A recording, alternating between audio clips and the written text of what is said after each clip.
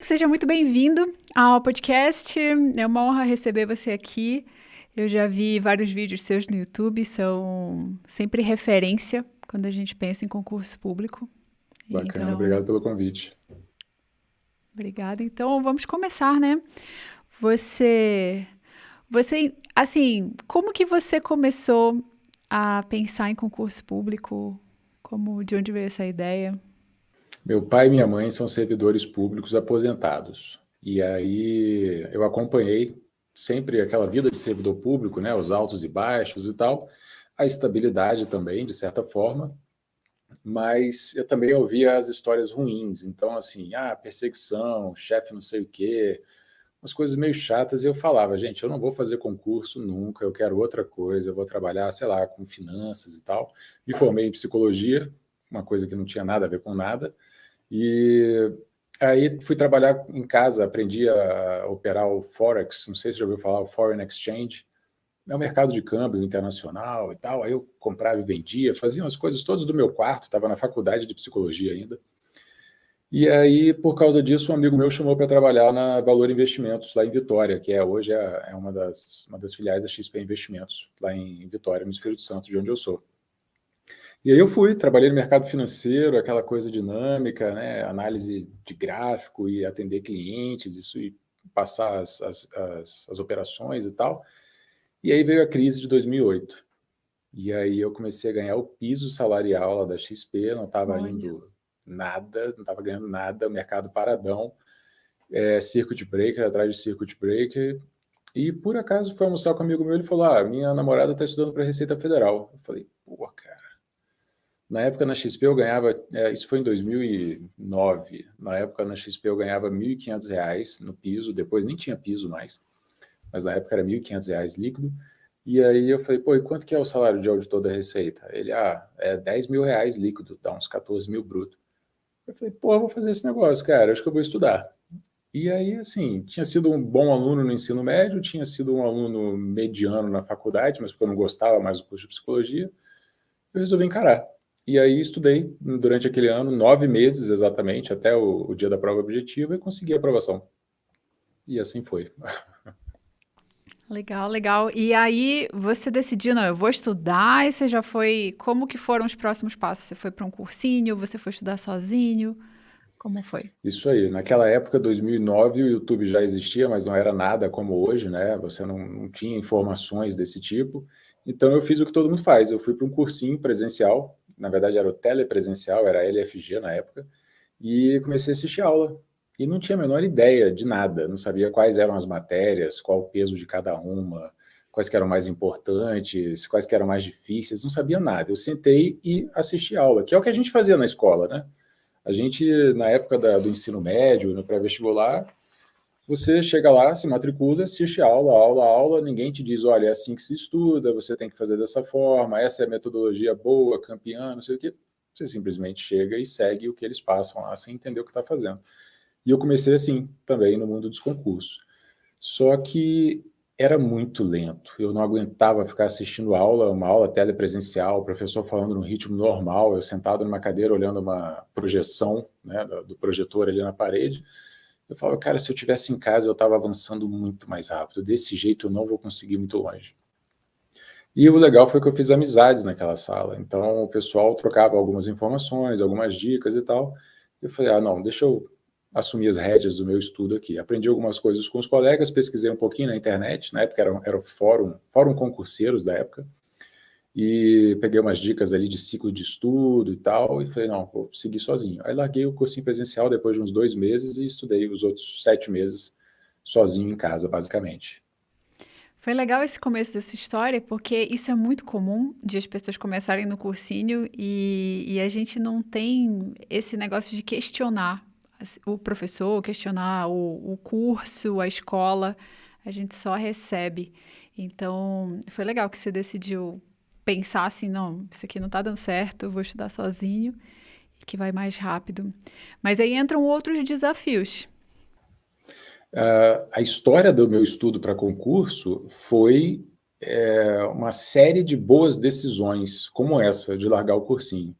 Então, toda a minha preparação, primeiro largar o emprego, eu larguei o emprego para estudar. Eu estava em casa, tinha 24, 25 anos quando eu comecei a estudar, e virei para meus pais e falei, olha, o sonho deles, né, era que eu me tornasse servidor público, então eu falei, tá bom, eu vou estudar para concurso. Vocês voltam a me bancar? Eu tenho dinheiro guardado, mas não é muita coisa, e não tenho despesa, não tenho nada fixo, né, então posso voltar, largar o emprego e voltar a estudar? Pode, por favor, estuda para concurso, graças a Deus, aquela coisa. Então eu tive bastante apoio da parte deles. E a partir daí foi uma série de decisões bem tomadas. Então, sair do cursinho foi uma delas, começar a estudar por ciclo de estudos. Quando eu ficava muito tempo numa matéria só, eu cansava, achava chato. Então, eu falei, não, vou pegar e estudar várias matérias ao mesmo tempo, um pouquinho cada uma. Focar na resolução de questões. Eu nunca parei para fazer resumo. Eu comecei a fazer mapa mental. Por quê? Porque quando você vai estudar para concurso, você começa geralmente por direito constitucional e direito administrativo. E tem uns detalhes completamente absurdos, umas coisas, a diferença entre a Constituição de 1900 e blau com a de 1800 e blau. Aí você fala, pô, lógico, isso aqui é completamente irrelevante e nunca vão cobrar isso. E aí você descobre que eles cobraram. Então, no começo, bate um desespero com o nível de detalhe que tem em concurso público. Aí eu falei, não, isso aqui eu não vou pegar, tá muito difícil, vou fazer um mapa mental. Aí comecei a fazer mapas mentais, comprei um papelzinho colorido, canetinha, aquela coisa, cores, formas, tamanho. E aí eu gastei um tempão para fazer, tipo, 6 mapas mentais. E eu não tinha saído da aula 1 ainda. Eu falei, cara, Olha, eu não vou muito longe assim. Não vai dar.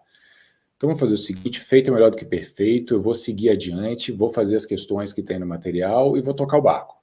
Depois eu me perco com esses detalhes aqui, porque não adianta, eu não vou aprender o negócio agora para lembrar daqui a 2 anos. Então deixa eu seguir. Aí essa foi uma outra decisão bem tomada. Uma outra decisão bem tomada, meu limite de carga horária estudada por dia. Eu comecei estudando 4 horas líquidas, aí aumentei para 5, depois 6 horas, e aí um dia eu fiz 7 horas e fiquei cansado. Eu falei, pô, vou voltar para 6. Aí um dia eu estava me sentindo super bem, fiz 10 horas líquidas. Aí no outro dia eu fiz tipo 4. Eu falei, não, eu vou ficar em 6 horas líquidas enquanto o edital não sair. Pós-edital você tem ali 2 a 3 meses e eu aumento a carga horária e entro de cabeça. Essa foi uma decisão também bem tomada. Eu parei de sair, parei de beber, de encontrar os amigos no final de semana. Por quê? Quanto mais eu saía, mais me dava vontade de sair. Quanto mais eu ficava em casa estudando, mais me dava vontade de ficar em casa estudando. Então, vou ficar quieto. Desestressar, futebol, jogar futebol para mim era uma coisa maravilhosa. Cansava, concentrava no futebol, chegava em casa renovado. Comecei a jogar futebol toda quarta-feira, correr no calçadão lá em Vitória toda segunda-feira. Eu fui cuidando de todos os detalhes da minha vida com relação à preparação. Não era só sentar e estudar. Eu descobri que eu era um sistema que tudo influenciava, né? Então, essa caminhada foi cheia de boas decisões nesse sentido, assim. e aí quando a gente pensa, por exemplo, em concurso e até para o vestibular, às vezes, quando você está começando, então são uma infinidade de assuntos, é muita coisa, você nem imagina que um dia você vai conseguir aprender tudo aquilo. Assim, pelo menos eu imagino, porque é realmente muita coisa. Então, quantas matérias são para auditor? Cara, varia um pouquinho de prova para prova, mas se você separar por matéria, na minha foram umas 20 matérias, mais ou menos. Nossa. Então, assim, em 9 meses eu tive que aprender direitos constitucional, administrativo, tributário, previdenciário, penal, civil e empresarial, e eu sou formado em psicologia, contabilidade geral, contabilidade avançada, matemática básica, matemática financeira, raciocínio lógico, auditoria, administração geral, administração pública, comércio internacional, economia, e eu acho que são mais ou menos essas aí. E algumas são subdivididas ainda. É muita coisa. A lista de livros é da altura de um vestibulando, assim, mais ou menos. Sim. E por isso que às vezes faz muito sentido você aprender como estudar, certo? Porque imagina, é uma quantidade de conteúdo gigante. Se você fosse seguir daquela forma, ou tanto com cursinho, ou no resumo, ou até mesmo no mapa mental, que é uma técnica até razoável, mas se fosse seguir dessa forma, teria levado uns anos, eu imagino. Exatamente. E hoje que eu já tenho, vai fazer 6 anos que eu sou coach para concursos, né, ensinando as pessoas a estudar para concurso, eu vi muitos alunos baterem cabeça com essas coisas. Eu até hoje recebo muitos alunos no coaching que fazem resumos ou fazem seus próprios mapas mentais. Simplesmente não dá tempo. Não dá tempo. E você não sabe quando o concurso vai vir. O fator tempo é muito importante na vida do concurseiro, porque o edital pode sair daqui a 2 meses, pode sair daqui a 6, pode sair daqui a 24 meses, você não sabe. O importante é você estar pronto quando o edital sair. Então, você tem que andar o mais rápido possível para bater aquele edital. Existe um equilíbrio entre quantidade e qualidade que você não pode ignorar. Diogo, eu quero pegar 100% de cada assunto de cada aula. Beleza, você vai demorar 5 anos para ler tudo. Se você estudar poucas horas, estudar mal e tal, você vai levar 2, 3 anos para ler todo o material de auditor da Receita Federal. Então, especialmente para concursos maiores, o fator tempo é muito importante. Eu costumo dizer que feito é melhor do que perfeito. Toca o barco, vai avançando, vai revisando via questões, como eu ensino, e segue adiante. Porque se você não terminar as matérias, você não passa. Pura e simplesmente. Você pode ler tudo uma vez e conseguir passar, que foi o meu caso, ou você pode ficar ali sem avançar na matéria e simplesmente não vai conseguir ser aprovado porque você não viu tudo que tinha que ver. Então, tem um equilíbrio aí entre você estudar, por exemplo, pegar um capítulo ou uma aula e estudar cada detalhe tudo de uma vez e passar horas e talvez dias naquilo, ou estudar de uma forma mais leve aquele assunto, assim, talvez não pegar todos os detalhes na primeira vez, no primeiro vídeo ou primeira aula, e depois voltar ou se aprofundar com questões, algo assim. Sim, sabe qual foi a grande lição daqueles 6 mapas mentais que eu fiz? Eu falei, beleza, vou abandonar essa ideia, peguei os mapas mentais, e eram em papel, né, e eu guardei na gaveta. E eu Aham. encontrei esses mapas meses depois, tipo 5, 6 meses depois. E eu olhei aquilo que eu coloquei no mapa e falei, cara, isso aqui era ridiculamente fácil. Isso aqui era básico. Eu tô careca de saber isso aqui. Eu nunca mais tinha olhado para os mapas. Mas eu já tinha aprendido aquilo tudo. E era ridículo, era muito iniciante, era uma coisa muito básica. E essa é uma outra moral. Quando você está no começo, você ainda não sabe o que é difícil, o que não é, o que merece muita atenção e o que não merece, qual é a decoreba, qual é a coisa óbvia. Para você tudo é novidade, você não tem experiência. E assim, algumas matérias não tem, a maioria das matérias, na verdade, não tem começo, meio e fim. Então o professor resolve explicar a partir de determinado ponto, mas uma coisa que você vê lá na aula 9, no capítulo 20, vai remeter àquele assunto da aula 1, do primeiro capítulo, coisa que você não entendia direito. Agora você entende porque você tem uma visão mais global do assunto. Então, você na primeira aula, você não tem arcabouço, você não tem conhecimento suficiente para entender tudo. Há palavras, expressões, informações ali que você ainda não está pronto para aprender. Não adianta ficar batendo a cabeça. O custo-benefício não é bom. Então tem que ter uma paciência e também. Você já viu pessoas que falam, só passe para o próximo capítulo quando acertar 80%, 90% da lista, só aí que você passa. E muita gente fala isso. O que você acha disso? Tem, tem. Olha, eu não falo isso por 2 motivos. Primeiro, esse que a gente falou de que simplesmente você ainda não tem muito conhecimento no começo. E como eu falei, o custo-benefício não é bom. Você até consegue ficar muito tempo na primeira aula até passar de 80% de acerto. Mas você vai gastar muito mais tempo nela do que você Uhum. gastaria naturalmente passando por todas as aulas e depois voltando nela no futuro. As coisas vão fazer mais sentido naturalmente. E segundo, que cada pessoa tem o seu histórico, cada um chega com uma bagagem. Eu não posso exigir que um aluno acerte 80% para passar para a próxima aula, porque tem aluno que simplesmente não acerta no começo. Ele fez um ensino médio mais ou menos, ele fez uma faculdade nada a ver, que não trouxe nenhuma ajuda para aquele concurso, e ele vai começar acertando 70%, 72%, 75%. Ao mesmo tempo, eu tenho outros alunos que leem uma aula e acertam 85%, 87% das questões. São tratamentos, são cenários diferentes, e cada pessoa vai trilhar um caminho um pouquinho diferente. Como que eu consegui ler tudo e passar um concurso em 9 meses? Durante a minha adolescência, eu lia filosofia, eu gostava de ler, eu gostava de escrever. Durante a faculdade, tinha que ler muitos textos filosóficos e de psicologia também. A psicologia é como se fosse uma filosofia prática, assim, né, para o mundo real. Mas eu lia muito, então eu tinha uma base em língua portuguesa muito boa. E a minha leitura era mais rápida. E eu gostava de matemática e física da época do vestibular. Fazia para me divertir, assim, para me distrair, não divertir, né? Fazia para me distrair durante as aulas chatas, pegava apostilas de matemática e ficava fazendo.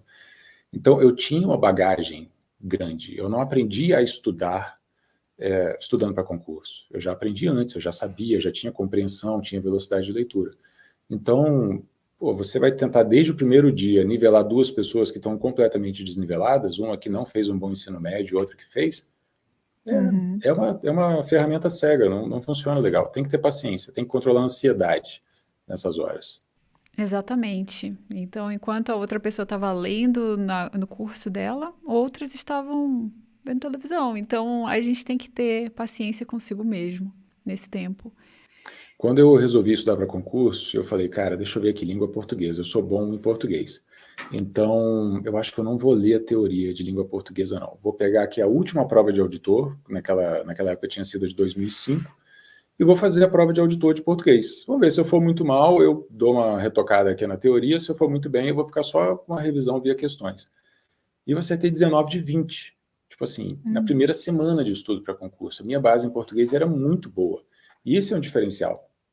E por mais que eu fale para os meus alunos, para os meus seguidores no YouTube, que eu passei em 9 meses, ao mesmo tempo eu falo, eu não aprendi a estudar em 9 meses, eu já cheguei com uma bagagem, com conhecimento, com compreensão, com velocidade de leitura, essas coisas todas.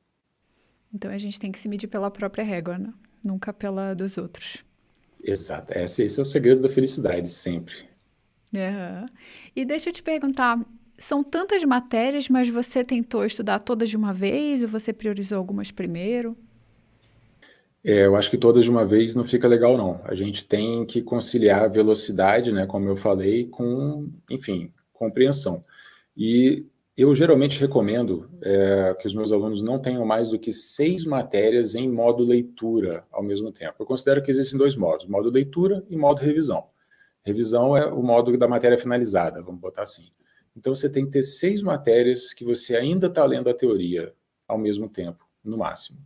O meu ciclo inicial tinha 6 matérias, depois terminei uma, insere a 7ª. Terminou mais uma, insere a 8ª. Então, você, assim, tem velocidade de avanço em cada matéria. Porque, vamos lá, você tem 6 matérias, aí você demora um tempo X para ler aquelas matérias. Se você tiver 12 matérias, o seu tempo vai ser 2x, né? Você vai demorar o dobro do tempo para ler as 12 matérias. E aí não é ruim, quer dizer, isso não é bom. Quando você finaliza uma matéria, você começa a revisá-la. Então ela vai para o modo revisão e você está revisando, correndo atrás de dificuldades, de erros, de decorebas, etc. e tal. É bom chegar nessa fase. Se você tiver matérias demais, você demora a finalizar cada matéria e aí você precisa de revisões intermediárias. Então você já está demorando, aí você tem que revisar mais. E ao revisar mais, você atrasa ainda mais o avanço nas matérias, porque você parou de ler a matéria para poder revisar. Vira uma bola de neve, um ciclo vicioso. Quanto mais você demora, mais você demora. Então eu acho que 6 matérias ao mesmo tempo, no caso de concursos, é uma boa quantidade para você ter em modo leitura ali ao mesmo tempo. Aham. E até dá sensação. Às vezes, eu acho que a gente tenta levar tudo para o lado objetivo, pensar como plano, mas também importa o que a pessoa está sentindo. Então, imagina você estudar 10 matérias e evoluir um pouquinho só em cada uma. Então, passa a semana toda, você leu, não sei, meia aula, ou assim, estudou um negócio quase irrelevante. É ruim. Eu acho que você se sente ruim. Então, é bom ter. Desmotiva. Exato. Ter esse avanço maior em menos matérias e depois já pensar, nossa, eu acabei aquela matéria. Então, já dá até uma tranquilidade. Esse é o momento mágico, terminar uma matéria, finalizar a leitura de uma matéria, os meus alunos mandam e-mail, professor, finalizei direito administrativo, nossa, achei que nunca fosse acabar, que ótimo e tal. Então, dá uma sensação de meta cumprida, né? A gente costuma falar bastante também que o seu foco tem que ser no processo e não no resultado.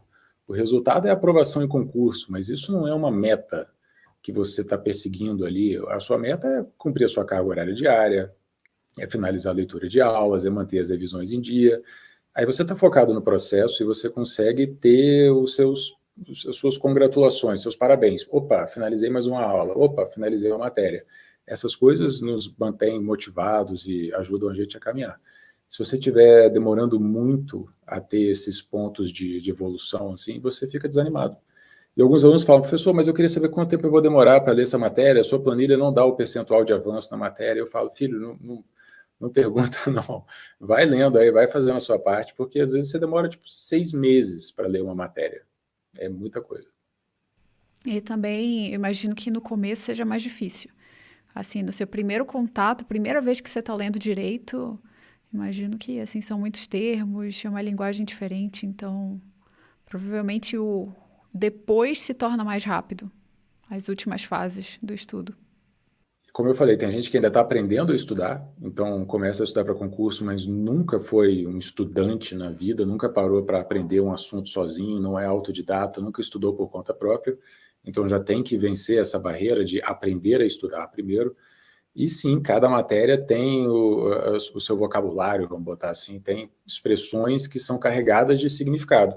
Eu enfrentei isso a primeira vez lendo filosofia, por exemplo, na época da faculdade também. Eu ia ler um texto do Nietzsche e simplesmente você não avança. Cada parágrafo, a gente fez isso numa aula de filosofia lá na faculdade de psicologia. O professor trouxe um texto de uma página e meia do Nietzsche e falou, olha, nessa aula a gente vai ler aqui esse texto, vai analisar esse texto. Eu falei, pô, vai ser uma aula muito rápida, porque é uma página e meia. E acabaram as 2 horas da aula e a gente não finalizou o texto. Cada parágrafo era absurdamente carregado de significado. As expressões, as palavras, algumas palavras você nem conhece porque são mais complexas, mais diferentes. Outras têm muito significado. É toda uma escola de pensamento por trás de uma frase. Então, você vai começar a estudar para direito, você não sabe a diferença entre discricionário e vinculado. Quem nunca estudou para direito, para concurso, não sabe. E essa é uma coisa muito básica. E eu lembro da minha primeira aula, lá na LFG, assistindo uma aula de direito tributário. Eu não peguei o começo do curso, né? Eu já estava lá, já estava rolando há um mês. E aí o professor estava falando, era aula de direito tributário. Ele falando, o CTN e tal, e o CTN no artigo tal, e aqui você tem que ver o CTN, não sei o que. Eu lembro de ter anotado no caderno, CTN, interrogação, que nada mais era do que o Código Tributário Nacional. Tipo assim, era o Código do Direito Tributário. Eu não tinha a menor ideia. Não conseguia nem acompanhar a aula no primeiro dia. Demora até você pegar essas informações mesmo. Certo. E aí, vamos pensar, passando desse nível mais básico, você vai chegar lá no intermediário, então terminando algumas matérias, começando revisão, talvez questões de provas dessas matérias enquanto você continua com as outras. E aí a gente entrou nessa questão que para algumas pessoas vai demorar mais, outras menos. Quando é que os seus alunos assim começam a ter mais ansiedade ou começa a ficar mais difícil? A ansiedade no estudo para concurso ela é maior no começo, né? Quando você vê No começo todo mundo acha que vai passar rapidinho. Aí eu acho que 2, 3 meses eu consigo estudar e passar. É verdade, as pessoas realmente acham isso. E aí depois de 2 meses, que elas veem que não avançaram praticamente nada, começa a bater o desespero, começa a bater a ansiedade. Os que mantêm a cabeça no lugar, continuam estudando, uma hora conseguem finalizar algumas matérias. Eles se sentem bem, porque as primeiras matérias são também as mais difíceis, geralmente, são as mais longas. E o começo é mais difícil porque você tem toda essa questão de aprender a estudar, aprender como é que é o vocabulário, aquela coisa toda. Depois vai ficando mais dinâmico o processo. Então, assim, geralmente um concurso grande tem 15 a 20 matérias.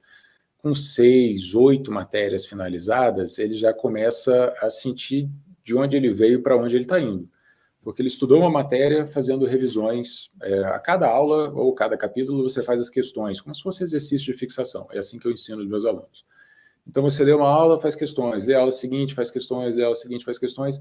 Eles vão mantendo aquilo ali, aí finalizam a matéria, ela vai ficar só no modo revisão via questões. Ele vai ficar passando por todos os assuntos várias vezes, fazendo um pouquinho de questões de cada vez. Isso vai fazer com que o percentual de acerto dele aumente, porque ele está fazendo múltiplas revisões, né, está passando várias vezes por todos os assuntos, e dá uma sensação diferente, assim, ele fica expert em alguma coisa, ele está bom naquela matéria. Então já dá mais confiança, já é uma coisa, um momento mais legal da preparação. quanto mais avançado ele fica, acho que melhor ele se sente com relação a estudar para concurso. Aí, claro, existe uma fase mais difícil que é, já li tudo, ou praticamente tudo, e não estou passando, não estou conseguindo aprovação. Acontece. Tem gente que chega, que estuda há 3 anos, 4 anos, 5 anos. Então, é um momento mais delicado, aí você tem que trabalhar nos detalhes, fazer uma análise do que a pessoa ainda está errando, etc. e tal. Mas esse estágio mais avançado, assim, é bem mais agradável, é bom para todo mundo. No mundo dos concursos, a gente tem um extra de ansiedade, que é a questão de não saber quando que a prova vai acontecer. Sai notícia, não sai notícia, esquenta, esfria, vai ter, não vai ter, você nunca sabe. Pode sair mês que vem, pode sair daqui a 2 anos. Então, isso dá uma pitada de ansiedade a mais, assim, para a galera. E assim, de amigos que eu conheço que estudam para concurso, o que eu vejo é que às vezes está estudando, às vezes não está, e tem uma fase que volta a estudar, aí depois desiste. Ou então tem um concurso, aí faz, não passa, aí passa 6 meses sem estudar e depois volta. Essa, assim, incerteza, eu acho que também é bem difícil de lidar. Esse aí é o concurseiro que pula de edital em edital. E essa é uma prática muito ruim, porque para passar em concurso você tem que estar muito bem nas matérias. Não basta estar legal, não basta ler a maioria, às vezes não basta nem ler tudo. Você tem que estar muito bem, você tem que estar especialista, tem que pegar os detalhes absurdos, tem que entender tudo de todas as matérias, e você só faz isso com foco, né, com dedicação focada em uma prova durante muito tempo. Quando você pula de edital em edital, geralmente você nem cobre o conteúdo programático. Imagina, você está estudando para vestibular, por exemplo, e agora você está estudando biologia, e aí semana que vem, próximo vestibular, é outra matéria. Isso é muito louco, né? Assim, para vestibular, Enem e tal, não faz muito sentido, mas para concurso faz. Um concurso cobra direitos civil, penal, empresarial, o outro vai cobrar administração geral, sabe? Você não carrega o conhecimento de uma prova para outra se você ficar pulando de edital em edital. E é daí que vem o problema. Uma outra coisa que acontece no mundo dos concursos é você, naturalmente, no decorrer de muitos anos, ir prestando várias provas. Por exemplo, a minha esposa, hoje ela é auditora do Tribunal de Contas aqui do Distrito Federal, e ela começou passando no Banco do Brasil, depois ela fez um concurso do Ministério da Saúde, depois ela fez Controladoria Interna do DF, depois Banco Central do Brasil, e ela não estudou esse tempo todo. No total foram 8 ou 9 anos, da primeira até a última aprovação. Mas ela estudou muito, passou numa prova, não passou em várias, né? E aí depois passou numa prova, aí tira um tempo de folga, para de estudar, não, aí a vida fica mais ou menos, resolve voltar a estudar, aí estuda de novo, passa em outra prova. Mas ela foi acumulando conhecimento no decorrer de muitos anos e muitas aprovações. Beleza, isso é normal, especialmente aqui em Brasília, que o pessoal respira concurso público. Mas se você só ficar pulando de edital em edital, reprovação atrás de reprovação, sem ter tempo de se preparar a fundo, aí não adianta. Essa é a receita para ficar reprovando o tempo todo. Sim, difícil. E aí, quando você pensa em mais erros de estudantes que estudam para concurso, e não sei, talvez conciliar trabalho, concurso, família, porque assim, eu tenho muito contato com quem vai fazer vestibular, e na maioria das vezes, ou eles têm o dia inteiro para estudar, ou eles trabalham um pouquinho, a maioria só trabalha, por exemplo, a maioria só estuda, e poucos trabalham estudo, e quase ninguém tem família, assim, pouquíssimos. Só que para concurso muda um pouco, eu imagino. Nossa, tem gente estudando para concurso com filho recém-nascido. Tem mães com filho recém-nascido estudando para concurso. Professor, eu estou com uma filha de 5 meses e resolvi estudar. Eu falei, caraca. E eu tenho 2 filhos. Meu filho tem 5 anos, minha filha tem 2 anos e meio. E por dentro eu falo assim, cara, não estuda agora, tenta sobreviver esse período inicial, pelo amor de Deus, depois você estuda. Mas eu não falo isso, eu falo, não, vamos tentar, ver os horários, etc e tal. Mas bate até em mim o desespero, assim, de estar com um filho pequeno, que não é a realidade dos vestibulantes, então tá legal. Falando em erros, a gente consegue pensar em muitas coisas, mas vamos pegar esse público que aparentemente é o maior, de quem tem o dia inteiro disponível para estudar. O que fez a diferença na minha preparação? Eu tinha o dia inteiro disponível, eu tinha largado meu emprego, estava dentro de casa, tinha 25 anos. Eu estabeleci uma meta, na verdade um limite de não estudar à noite. Eu queria estudar só durante o dia. Por quê? É uma coisa minha. Se eu estudar de manhã, de tarde, de noite, eu me sinto mal, eu me sinto um zero à esquerda. Se eu fizer qualquer coisa de manhã, de tarde, de noite, eu me sinto muito mal. Eu preciso de variação. Eu adorava jogar videogame, mas nem videogame eu conseguia jogar de manhã, de tarde e de noite, dormir depois de manhã, de tarde, de noite, me fazia mal. Então eu falei, não, de noite eu não vou estudar. Eu vou estudar o máximo possível durante o dia, vou começar cedo, fazer intervalos curtos, deu 18 horas, eu quero parar. As pessoas não acreditam, mas durante a minha preparação para concurso eu assisti filme quase todas as noites. E naquela época não tinha Netflix, era baixar o torrent para depois gravar no DVD e botar lá na sala para poder assistir. O negócio dava trabalho. Mas era a minha recompensa. E sem Olha, saber, isso aí foi fundamental para eu conseguir ter disciplina. Por quê? Para fazer 6 horas líquidas até as 18, pode parecer uma coisa trivial, mas não é. Você gasta ali umas 8, 9 horas do seu dia com os estudos. Você tem intervalos, ida ao banheiro, um lanche, o café da manhã, o almoço, tudo isso toma tempo e não é hora líquida. Hora líquida é quando você está sentado olhando para o material, né? Então eu falei, não, beleza, eu vou fazer o seguinte, eu quero fazer 3 horas e meia pela manhã, 2 horas e meia pela tarde, que eu já estou mais cansado, e eu bato 6 horas. Isso foi revolucionário, porque para fazer 3 horas e meia líquida pela manhã, até meio-dia, você tem que estar sentado 7h30, 7h40, começando a ler. Aí você vai conseguir, depois vai fazer um intervalozinho de 5 a 10 minutos, depois um outro intervalo de 5 a 10 minutos, depois você vai até a hora do almoço. Então, eu comecei a ter disciplina de horário de início, de duração de intervalo, que horas que eu parava para almoçar, que horas que eu voltava do almoço. Tudo isso eu fui desenhando para poder dar 18 horas e eu parar de estudar. Além do cansaço também, né? Se eu estudasse à noite, além de me sentir mal, eu me sentia mais cansado.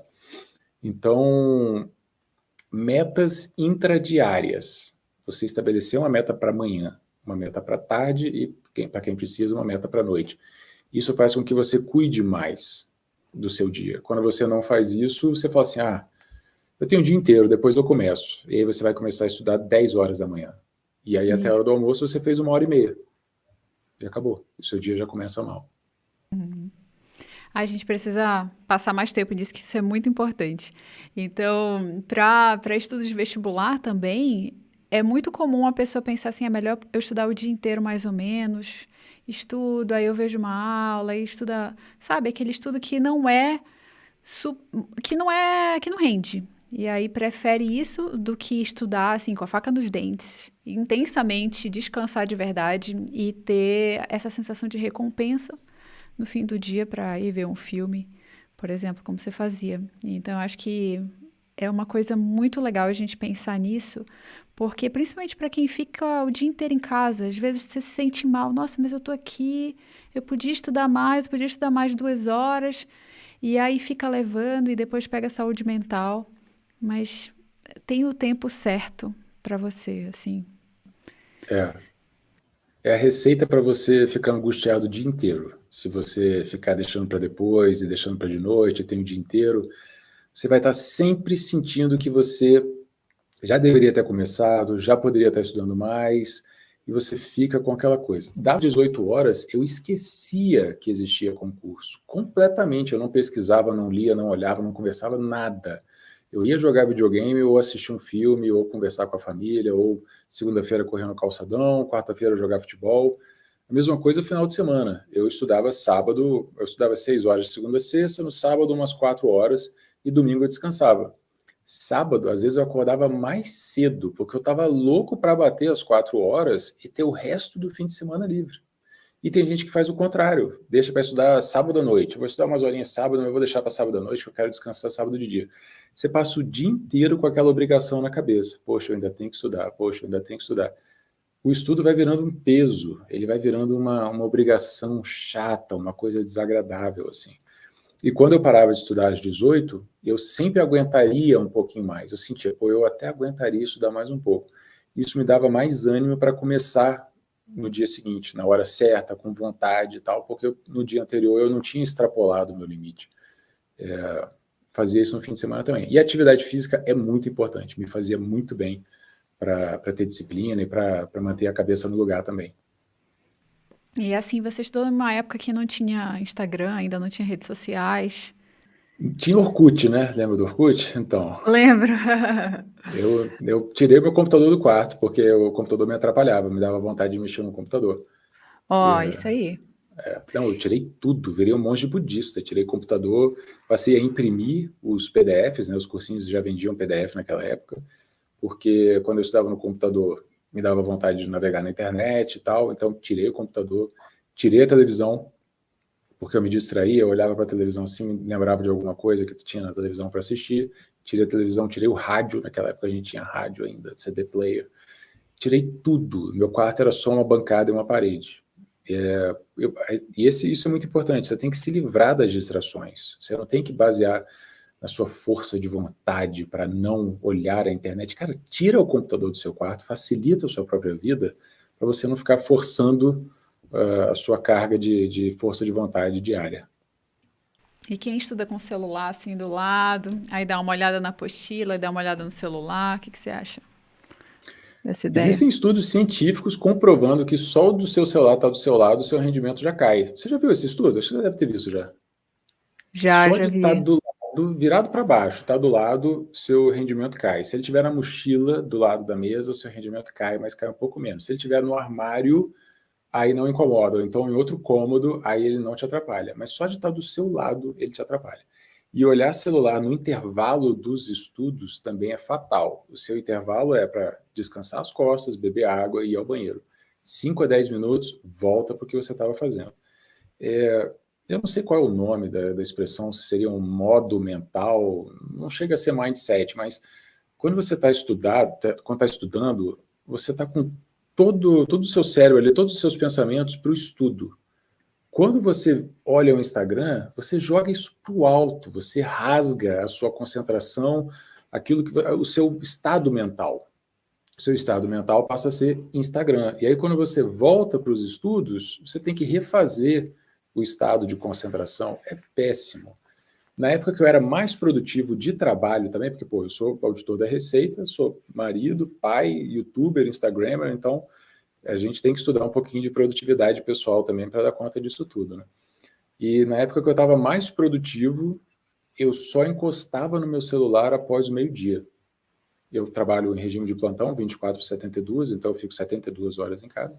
E nesses 3 dias que eu estava em casa, eu acordava, respondia meus alunos, anotava algumas coisas, escrevia algum texto, gravava algum vídeo até, e só depois do meio-dia que eu ia olhar meu celular. Então, problemas, pepinos, reclamações, tudo ficava para depois que eu fizesse as coisas mais importantes.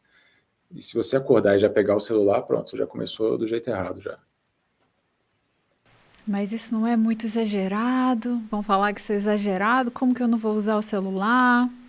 É super exagerado. Eu recomendo você ser completamente radical. Eu larguei meu emprego, eu parei de sair com os meus amigos, algumas amizades acabaram, um namoro da época acabou também, entre a primeira fase e a segunda do concurso, e eu passei para auditor da Receita Federal com 9 meses de estudo e tive uma vida maravilhosa desde então, não me arrependo nem um pouco de absolutamente nada.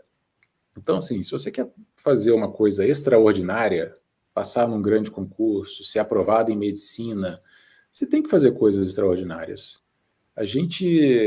O nosso sistema educacional, infelizmente, ele nos constrói para a mediocridade, para você saber um pouquinho de cada coisa, para você seguir as regras que são impostas para você na escola ou pela sociedade e tal, para você jogar o joguinho, fazer a sua faculdade, entregar o seu currículo, levar uma vida mais ou menos passiva, né, obedecendo ordens.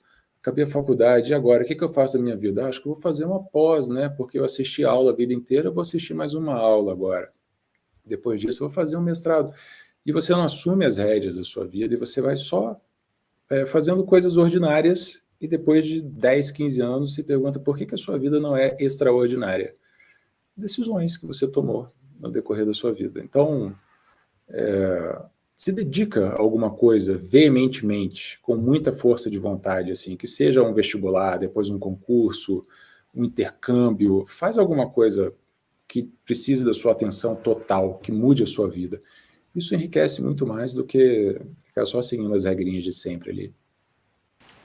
E eu acho que vale dizer também que são fases da vida, né? É uma fase que você está estudando, ela tem um propósito, mas aquilo vai passar. São alguns meses, tem data para acabar, ou então, assim, tem alguns anos só que você vai fazer isso. Então, é bem interessante pensar nisso.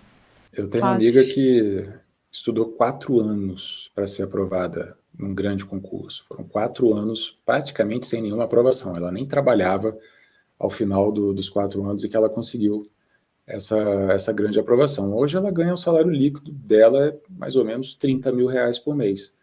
Pergunta se ela se arrepende de ter passado 4 anos estudando. Já tem uns 5, 6 anos que ela passou. Ela está ótima, a vida dela está lá ótima, ela ganha uma grana, faz o que quer, viaja para onde quer. Sabe, vale a pena você fazer esses sacrifícios. E porque você ser muito brando, ser muito medíocre, assim, medíocre é na média, né? Você fazer as coisas ali na média, sem se dedicar demais, sem abdicar de nada, você vai chegar em objetivos medíocres, medianos, você não vai alcançar nada muito grandioso na sua vida. Eu tenho um vídeo no meu canal no YouTube chamado, eu acho que o título é A Sua Vida é um Fogão de Quatro Bocas.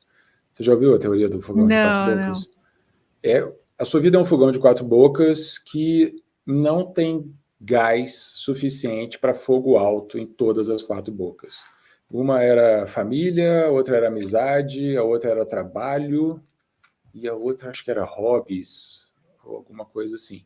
Você nunca consegue se dedicar para as quatro coisas intensamente ao mesmo tempo.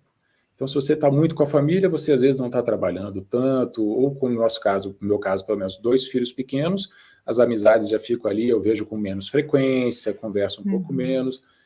E aí a conclusão não é que você tem que tentar aumentar o gás de todos ao mesmo tempo, mas você entender que existem estações na sua vida.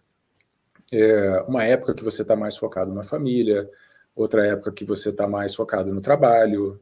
E assim, existem épocas melhores e piores para cada uma dessas coisas, mas, por exemplo, eu hoje, o meu foco é família. Eu aprendi, lendo livros de criação de filho, que você estar presente na vida dos seus filhos pequenos é muito mais importante do que qualquer outra coisa. E estar presente é dar comida, trocar fralda, dar o banho, botar para dormir. Eu não delego essas coisas. Eu e minha esposa, a gente cuida das crianças todos os dias.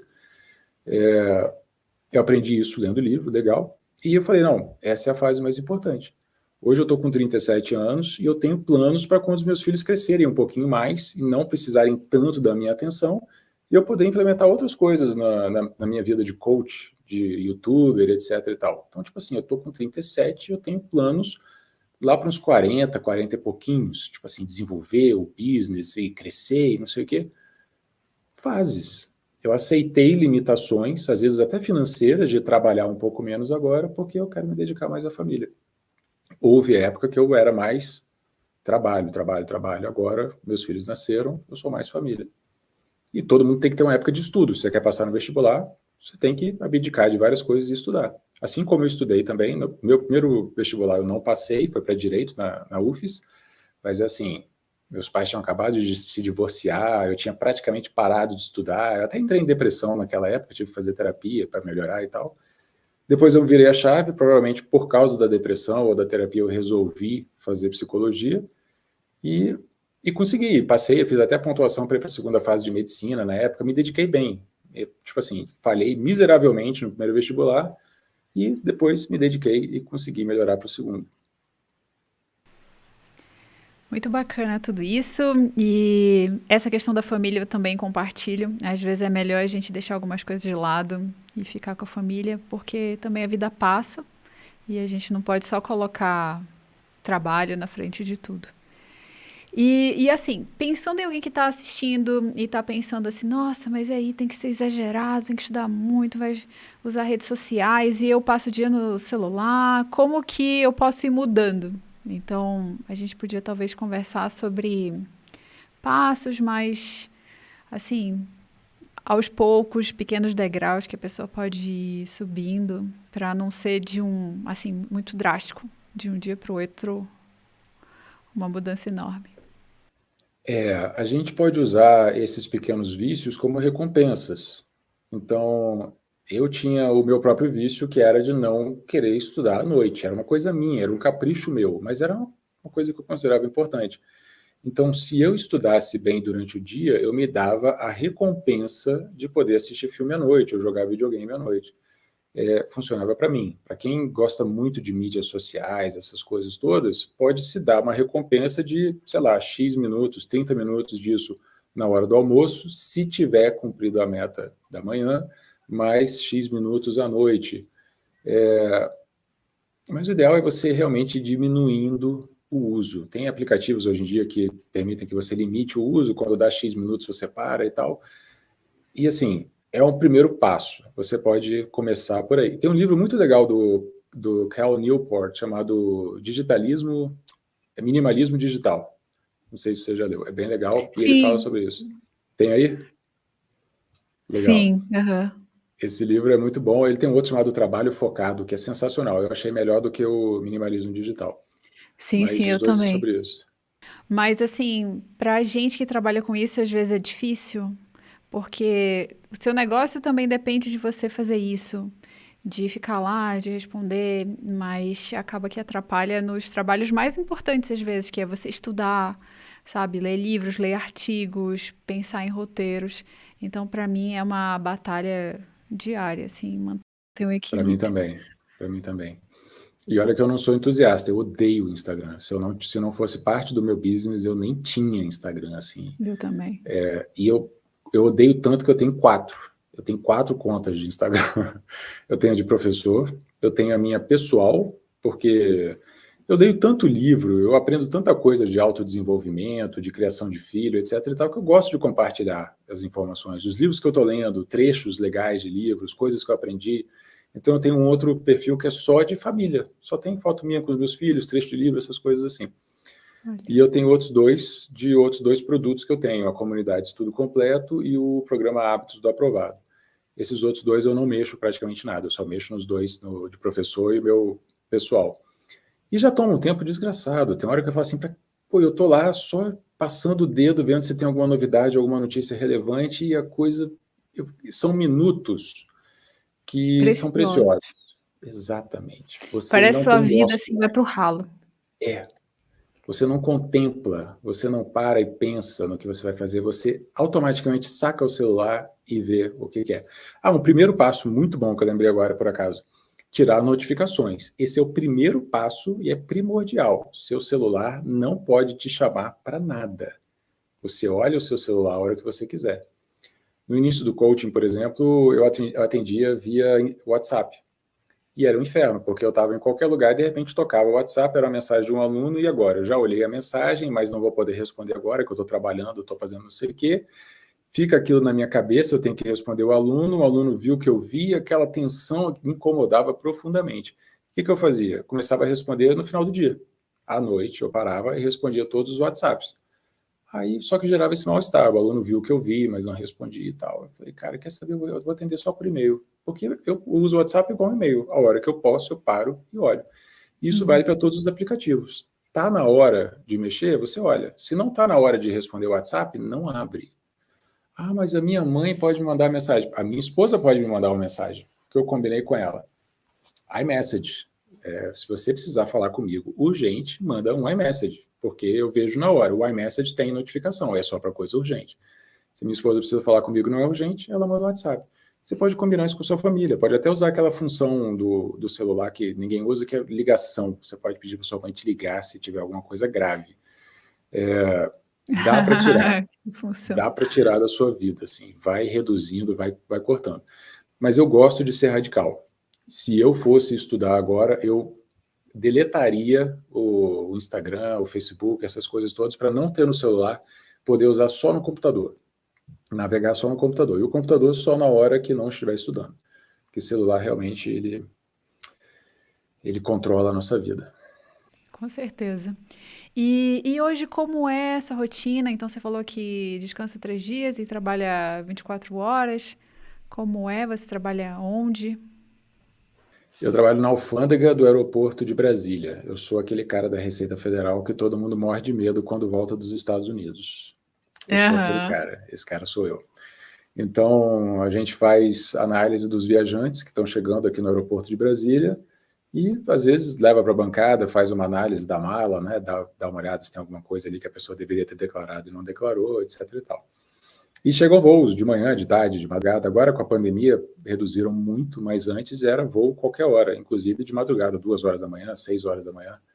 É um trabalho bastante dinâmico. Ele é o oposto do que eu faço como coach. Ele não é um trabalho nada intelectual. Às vezes você abre mala e sacolinha de roupas íntimas usadas na viagem. Tá lá dentro da mala, sacou? E às vezes o celular escondido tá ali dentro. Então, assim, Olha! tem de tudo. Era muito legal. Agora tá com poucos voos, mas cada plantão eu voltava para casa contando uma história nova para minha esposa de uma maluquice que aconteceu. Já teve de tudo lá. Teve, sei lá, até aranha fugindo de um vidrinho na mala já teve lá naquela alfândega. O cara falou: o que é isso aqui? Tem uma aranha aqui? Ele abriu a aranha, já tinha fugido do vidrinho. A hora que o cara abriu a mala, ela pulou, saiu correndo, subiu no teto. Tem coisas bizarras que acontecem lá. Tem um programa no Discovery chamado Aeroporto Área Restrita. Muito legal e mostra o nosso trabalho da Receita Federal lá. Eu nunca apareci, porque eles não filmam em Brasília, mas é um trabalho que mostra, é um programa que mostra o nosso trabalho, é muito legal. Mas aí eu fico 24 horas lá descansando e depois eu fico 72 horas em casa trabalhando com as crianças, entendeu? As 24 horas que eu tenho lá são o meu descanso, porque depois são 2 filhos pequenos, 72 horas em casa é incêndio e terror e pânico. Cansa muito mais. Muito mais, muito mais. Eu brinco que eu descanso lá no trabalho e canso em casa. Mas aí de manhã a gente fica com as crianças, a gente não tem babá durante a semana. De segunda a sexta a gente fica com as crianças de manhã, é aquilo que eu te falei, né? Tá presente, etc e tal. Então a gente brinca, cuida, faz as coisas todas. Eles estudam de 2 às 6, é a hora que eu venho para cá para o escritório. A gente está gravando isso agora, são 5 horas da tarde, por exemplo. Eu só trabalho praticamente à tarde. Então, de 2 às 6 eu fico aqui no escritório, que é a 500 metros da escola, e aí depois de noite a gente volta para casa, toda aquela função, chega com criança, dá jantar, dá banho, bota para dormir, aquela coisa, e depois descansar. Eu geralmente não trabalho também antes de dormir. Tento ler alguma coisa, raramente consigo, fico conversando com minha esposa, às vezes a gente assiste um Netflix, alguma coisa assim, mas é um, o diferencial, o que me permitiu ser feliz desse modo é ligar e desligar chaves. Tem a hora de ser pai, e eu só sou pai, eu não trabalho. E a hora que eu estou no escritório, eu só trabalho. Eu nem lembro que eu tenho filho. E aí de noite, então cada momento eu desligo uma chave e ligo a outra. E assim eu consigo ser feliz. Porque o inferno para mim é estar olhando as crianças com a cabeça no trabalho. Putz, eu tinha que fazer tal coisa, tinha que criar o link da live, não sei o que, tinha que fazer. Aí eu começo a ficar nervoso, impaciente, etc e tal. Então, dividir bem os momentos. E eu fazia isso desde a época que eu estava para concurso, né? Que era a hora de estudar, a hora do almoço, a hora de estudar, depois o descanso à noite. Para mim isso é fundamental. Você está totalmente focado. Cada hora a sua cabeça está 100% no lugar. Perfeito. E onde as pessoas podem te encontrar para ver teu conteúdo? Eu sou o Diogo Moreira mais famoso do Brasil. Então, se você jogar Diogo Moreira no Google, você vai me encontrar nas mais diversas plataformas. Mas o meu forte é o canal no YouTube. Eu tenho um canal no YouTube há mais de 5 anos, há mais de 6 anos. E vídeos muito legais lá, coisas boas de técnica de estudo, de autodesenvolvimento também, melhorar a disciplina, ter mais constância nos estudos, essas coisas todas. É um canal focado no mundo dos concursos, eu analiso alguns editais de concurso e tal, mas essa parte de autodesenvolvimento foi até uma coisa que eu falei com você uma vez no WhatsApp, eu acho, que fica muito repetitivo, e a gente estava conversando isso aqui off the charts aqui, que fica muito repetitivo, às vezes, você falar as mesmas coisas. Técnica de estudo é técnica de estudo. A gente não está inventando uma nova técnica todo mês, toda semana, para ficar gravando um vídeo novo sobre aquilo. E a forma que eu descobri para manter o meu canal no YouTube e meu Instagram ativos com novos conteúdos foi aprender coisas novas de autodesenvolvimento, de gestão de tempo, de disciplina, de controle das mídias sociais, né, controle da sua própria agenda, essas coisas todas, e eu sempre gravo com um viés de estudo, né, para estudante, mas eu uso a maioria das coisas para o meu dia a dia. Então, tem muitas coisas como essas no meu canal no YouTube, Prof. Diogo Moreira, Instagram, Prof. Diogo Moreira, tudo junto, e são os meus dois principais aí. E dizer que eu assisto seus vídeos também, que o seu canal é muito bom, as suas dicas são muito boas. Olha, obrigada, Diogo. Muito Fico legal. feliz. E fico feliz que a gente esteja bem alinhado também nas técnicas de estudo, porque a gente vê de tudo na internet, né? Com certeza. Técnicas bizarras, mirabolantes e completamente sem nenhum respaldo científico e tal. E é bom ver que tem mais pessoas ensinando as coisas boas. Aham, com certeza. E é até interessante, né? Porque sua formação é como psicólogo, mas hoje você lê sobre isso também. Então, psicologia do aprendizado é isso, é psicologia, cognição. E o pessoal gosta muito do meu coaching. Na verdade, o impacto maior da psicologia é na didática, né? Na forma de eu me expressar. Então, eu penso no que eu estou falando mais no que o outro está ouvindo na hora que eu falo, assim, como é que eu vou explicar e como é que isso vai ressoar na cabeça da pessoa. Então, a psicologia me ajudou muito para isso. Algumas pessoas falam, professor, então eu preciso coaching porque você é psicólogo, né? Eu falo, dá uma coisinha assim do tipo, lá vem problema, lá vem complexos. Mas a psicologia me ajuda muito, que a gente lida com pessoas, lida com ansiedade, com medo, com insegurança, né? Que é as coisas que estão no dia a dia do estudo para concurso. E o legal, eu estou há 5, 6 anos atuando como coach e eu até hoje não deleguei esse trabalho. Eu continuo atendendo os meus alunos. E isso me dá muito material, entre aspas, para o YouTube e para o Instagram. Eu vejo no dia a dia dúvidas que surgem, dificuldades. Às vezes eu gravo uma resposta para o aluno, eu olho assim e falo, vou botar isso no YouTube. E aí carrego isso para ajudar mais pessoas. Então, cada vídeo meu no YouTube vai ter vários comentários. Professor, você leu minha mente. Nossa, era exatamente o que eu queria. Poxa, era exatamente o que eu senti hoje. Porque a fonte foi os meus próprios alunos. Perfeito. Então, muito obrigada, Diogo, pela disponibilidade, pelo podcast. Eu acho que ficou bem bacana e certeza que vai ajudar o pessoal que está estudando. Legal. E assim, eu também quero te entrevistar para o meu canal. Eu estou enrolando com podcast há um tempão, mas eu ainda quero te entrevistar para o meu canal, para a gente falar de técnicas de estudo também. E tem muita coisa para a gente conversar. Qualquer momento aí, precisando, eu estou disponível. Sim, sim, que seja só a primeira Isso aí. conversa. Legal. Grande A gente abraço. se vê. Abraço. Tchau, tchau.